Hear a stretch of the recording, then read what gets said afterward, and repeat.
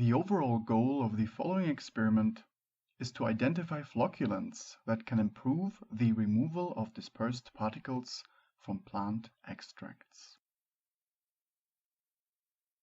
This is achieved by setting up an experimental design to identify the most effective polymers and parameters controlling the aggregation of these dispersed particles.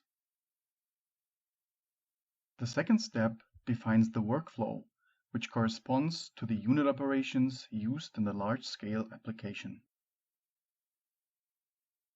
Next, leaf extracts are prepared with flocculants under various conditions and analyzed in order to measure turbidity and product recovery. The results show the optimal flocculation conditions and polymers based on a design of experiments model evaluation, which we shorten to DOE. The main advantage of this technique, compared to traditional clarification using depth filtration alone, is that the filter capacity can be increased several-fold, reducing overall process costs.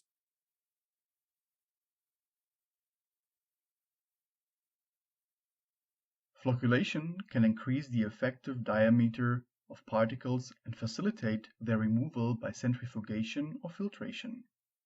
Therefore, the environmental and process parameters that are relevant for the flocculation procedure must be identified first.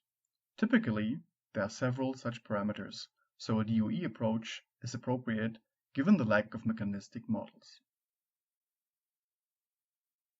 The DOE is set up by selecting parameters based on literature data and prior knowledge. Typical parameters include incubation time as well as polymer type